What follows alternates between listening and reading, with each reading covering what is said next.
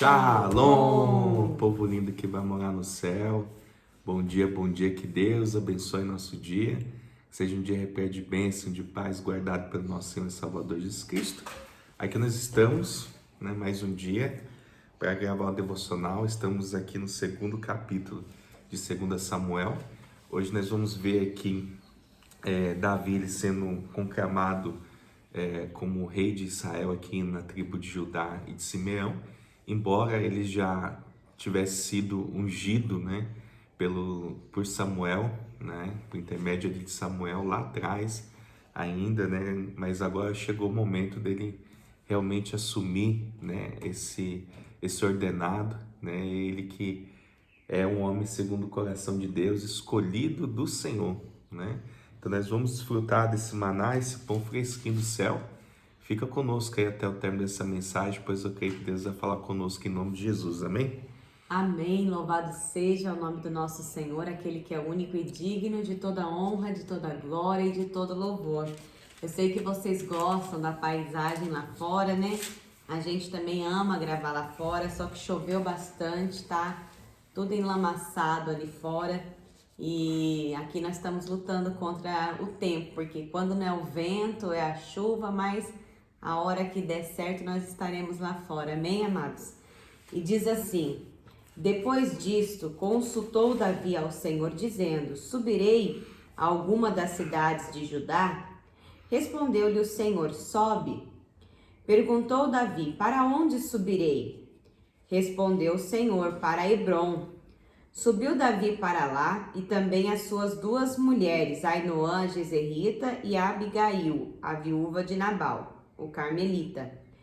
Fez Davi subir os homens que estavam com ele, cada um com sua família, e habitaram nas aldeias de Hebrom.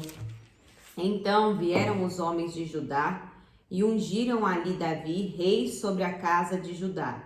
E informaram Davi de que os homens de Jabes de Gileade foram os que sepultaram Saul. Então enviou Davi mensageiro aos homens de Jabes de Gileade para dizer-lhes: benditos do Senhor sejais vós, por esta humanidade para com vosso Senhor, para com Saul, pois o sepultastes. Agora, pois, o Senhor use convosco de misericórdia e fidelidade. Eu vos recompensarei este bem que fizeste. Agora, pois, sejam fortes as vossas mãos, e sede valentes, pois Saul, vosso Senhor, é morto, e os da casa de Judá me ungiram rei sobre si. Abner de Ner, capitão do exército de Saul, tomou aí Isbosete, filho de Saul, e o fez passar a Manaim, e o constituiu rei sobre Gileade, sobre os Assuritas, sobre os Jezreel, Efraim, Benjamim e sobre todo Israel. Da idade de 40 anos era Isbosete, filho de Saul, quando começou a reinar sobre Israel, e reinou 2 anos somente. A casa de Judá seguia Davi. O tempo que Davi reinou em Hebrom sobre a casa de Judá foram 7 anos e 6 meses. Saiu Abner, filho de Ner, com os homens de Isbosete, filho de Saul, a Manaim, a Gibeão. Saíram também Joabe, filho de Zeruia, e os homens de Davi e se encontraram uns com os outros perto do açude de Gibeão. Pararam estes do lado de cá, do açude, e aqueles do lado de lá. Disse Abner a Joabe: levantem-se os moços e batam-se diante de nós. Respondeu Joabe: levantem-se. Então se levantaram e avançaram em igual número. 12 de Benjamim, da parte de Isbosete, filho de Saul, e 12 dos homens de Davi. Cada um lançou mão da cabeça do outro, meteu-lhe a espada no lado e caíram juntamente de onde se chamou aquele lugar Campo das Espadas, que está junto a Gibeão. Seguiu-se crua peleja naquele dia, porém Abner e os homens de Israel foram derrotados diante dos homens de Davi. Estavam ali os 3 filhos de Zeruia, Joabe, Abissai, Asael. Asael era ligeiro de pés, como gazela selvagem. Azael perseguiu a Abner e na sua perseguição não se desviou nem para a direita nem para a esquerda. Então olhou Abner para trás e perguntou: És tu, Azael? Ele respondeu: Eu mesmo. Então lhe disse Abner: Desvia-te para a direita ou para a esquerda, lança a mão de um dos moços e toma-lhe a armadura. Porém Azael não quis apartar-se dele. Então Abner tornou a dizer-lhe: Desvia-te de trás de mim, porque hei de eu ferir-te e dar contigo em terra. E como me avistaria rosto a rosto com Joabe teu irmão?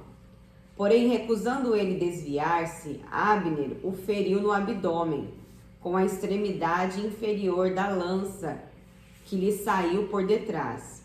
Azael caiu e morreu no mesmo lugar. Todos quantos chegavam no lugar em que Azael caíra e morrera paravam. Porém Joabe e Abisai perseguiram Abner. E pôs-se o sol quando chegaram eles ao outeiro de Amã, que está diante de Giá, junto ao caminho do deserto de Gibeão. Os filhos de Benjamim se ajuntaram atrás de Abner e, cerrados numa tropa, puseram-se no cimo de um outeiro. Então Abner gritou a Joabe e disse: Consumirá a espada para sempre? Não sabes que serão amargas as suas consequências? Até quando te demorarás em ordenar ao povo que deixe de perseguir a seus irmãos? Respondeu Joabe: Tão certo como vive o Senhor, como vive Deus, se não tivesses falado, só amanhã cedo o povo cessaria de perseguir, cada um a seu irmão. Então Joabe tocou a trombeta e todo o povo parou. E eles não perseguiram mais a Israel, e já não pelejaram. Abner e seus homens marcharam toda aquela noite pela planície, passaram o Jordão e, caminhando toda a manhã, chegaram a Manaim. Joabe deixou de perseguir Abner, e tendo ele ajuntado todo o povo, faltavam 19 dos homens de Davi, além de Azael. Porém, os servos de Davi tinham ferido dentre os Benjamim e dentre os homens de Abner a 360 homens, que ali ficaram mortos. Levaram Azael e o enterraram na sepultura de seu pai, a qual estava em Belém. Joabe e seus homens caminharam toda aquela noite e amanheceu-lhe o dia em Hebrom. Bom, aqui a gente vê sobre o açude de Gibeão, né, que foi encontrado por arqueólogos. É um tanque do tamanho impressionante, com aproximadamente 11 metros de diâmetro e quase 10 metros de profundidade, escavando numa rocha maciça e usado na produção de vinho naquela região. Na batalha junto ao açude de Gibeão, 24 jovens haviam sido escolhidos por Joabe e Abner para lutar num combate de representantes de acordo com as regras da época. Esperava-se que um lado vencesse e encerrasse o confronto, evitando desse modo mais ódio e derramamento de sangue. Porém, o equilíbrio de forças entre os oponentes era tanto que eles mataram uns aos outros. O que se seguiu foi uma batalha atroz entre os dois exércitos. Abner desejava evitar um conflito sangrento com a família de Joabe e não tinha necessariamente a intenção de matar Azael, quando desferiu esse golpe. É possível que só estivesse tentando fazer o jovem parar de persegui-lo. Porém, a extremidade inferior da lança era afiada e atingiu Azael no estômago com força, não apenas ferindo, mas matando instantaneamente. Então, a gente vê aqui, né, gente, esse conflito que desnecessário, né? Um conflito desnecessário diante de tudo isso. Já era do conhecimento de todos que Davi havia sido escolhido, eles sabiam de toda essa questão, né? Eu acredito que até aqueles homens aqui, né, Abner, que estavam ali com Isbosete, que ajudaram Saul na perseguição contra Davi, eu acredito que eles sabiam por que era aquela fúria que induzia Saul a fazer aquilo. Porque Saul em diversos momentos falou verdadeiramente, tu és um homem segundo o coração de Deus, né? Quando houve aquelas situações que Davi poderia ter matado Saul e não matou, Então, houve um reconhecimento da parte de Saul, né? Como o Rodolfo falou nos devocionais anteriores, não foi um arrependimento genuíno da parte dele, mas foi um remorso ali momentâneo, que ele acabou colocando para fora ali o que ele verdadeiramente sentia. Então, o povo sabia que Davi, ele era o escolhido para reinar. Só que eu acredito que mesmo eles sabendo disso, eles tinham aquela questão assim do orgulho, né? Não, mas vamos... eu acho assim que uma coisa que move muito o homem, que leva o homem à decadência, é o orgulho, né? E ali Esbocete, filho de Saul, como que ele vai ficar sem reinado? Nós vamos aclamar Davi, vai ficar por isso mesmo? E aqueles homens que estiveram com Saul aquele tempo todo, como que fica? Então, assim, muitas das vezes a gente precisa procurar razão no meio das situações para poder fazer o certo, porque a gente erra sabendo o certo, na maioria das vezes, né? Tem aquele ditado, o bem que eu quero fazer não faço e o mal que eu não quero, esse sim acabo cometendo. Por que há esse trocadilho?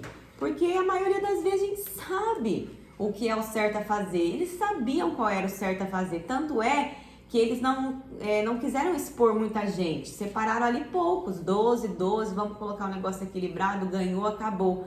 Vamos decidir aqui mesmo. Só que não era propósito de Deus que aqueles homens estivessem guerreando daquela forma e ninguém consultou a Deus para fazer aquilo, né? Não houve ali ninguém que falasse, vamos ver qual é a vontade de Deus. Salvo Davi, né? Que no início desse capítulo aqui ele fala, né? Depois disso consultou Davi ao Senhor dizendo, subirei alguma das cidades de Judá? Então, se a gente for analisar o contexto, quem que consultou aqui a Deus em todo esse rebuliço todo foi Davi, né? Então, acredito que fica duas lições para nós aqui, né? A primeira é que a gente deve consultar sempre a Deus antes de tomar qualquer decisão. E a segunda é que a gente já sabe a direção de Deus, então para que a gente sacrificar? Obedeça, né? Para que você possa ter vitória e êxito diante das suas coisas, diante das suas empreitadas, porque todos temos situações, né, gente? Todos queremos vitória.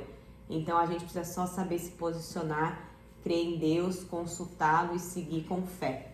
Amém? Amém. Em nome de Jesus, vamos orar. Senhor, meu Deus e amado Pai, nós nos colocamos, Senhor, perante a Tua presença nessa hora, agradecendo, ó Deus, por essa rica oportunidade de se alimentar, Senhor, da Tua palavra. Obrigado, Senhor, por esse ensinamento que o Senhor trouxe, Senhor, para nós nesse dia. Que a gente venha, Senhor, permanecer firme, Senhor, nessa caminhada, aprendendo mais, Senhor, da Tua palavra, que nos liberta, que nos transforma, que nos faz, Senhor, cair as escamas dos olhos, Pai. Eu oro, Senhor, por essa pessoa que assiste agora esse canal.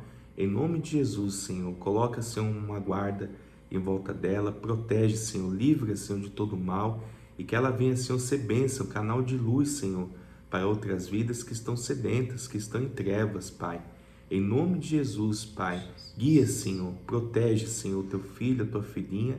Assim eu oro e te agradeço em nome do Pai, do Filho e do Espírito Santo. Amém. E graças a Deus. Lâmpada para os meus pés é a palavra do Senhor. E luz que clareia o nosso caminho. Que Deus abençoe seu dia. Shalom.